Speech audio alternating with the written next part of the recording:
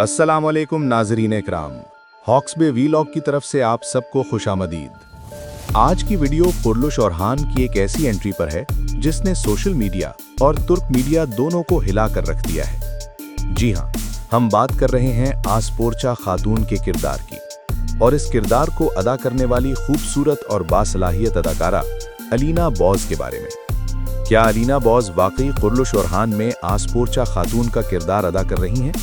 ये किरदार कितना ताकतवर होगा और ये एंट्री कहानी को किस सिमत ले जाएगी? आज की वीडियो में सब कुछ तफसील से जानेंगे, तो आखिर तक जरूर देखें। नाज़रीन, आसपोर्चा खातून तुर्क तारीख की एक बावकार और मजबूत खातून थीं।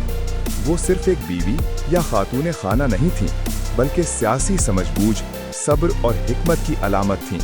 कुर्लुश ओरहान में आसपोर्चा खातून का किरदार सिर्फ जज्बाती नहीं बल्कि सियासी और स्ट्रेटेजिक होगा। ये किरदार ओरहान बे की जिंदगी में इस्तेहकाम और ताकत की अलामत बनकर आएगा।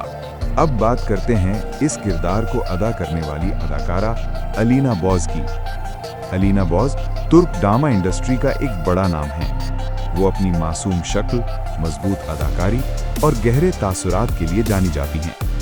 इससे पहले वो रोमानवी, संजीदा और मजबूत किरदार अदा कर चुकी हैं, लेकिन आसपोर्चा खातून उनके करियर का सबसे मुख्तलिफ और चैलेंजिंग किरदार होगा।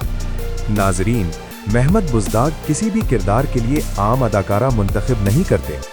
अलीना बॉज की कास्टिंग ये वाज़ेह करती है कि आसपोर्चा खातून का किरदार सिर्फ एक साइड रोल नहीं होगा। ये किरदार कहानी का रुख मोड़ेगा, ओरहान बे के फैसलों पर असर डालेगा और दरबार की सियासत में अहम किरदार अदा करेगा। यही वजह है कि अलीना बॉज की एंट्री को गेम चेंजर कहा जा रहा है। अब सबसे दिलचस्प सवाल, क्या आसपोर्चा खातून और नीलोफर के दरमियान राइवलरी दिखाई जाएगी?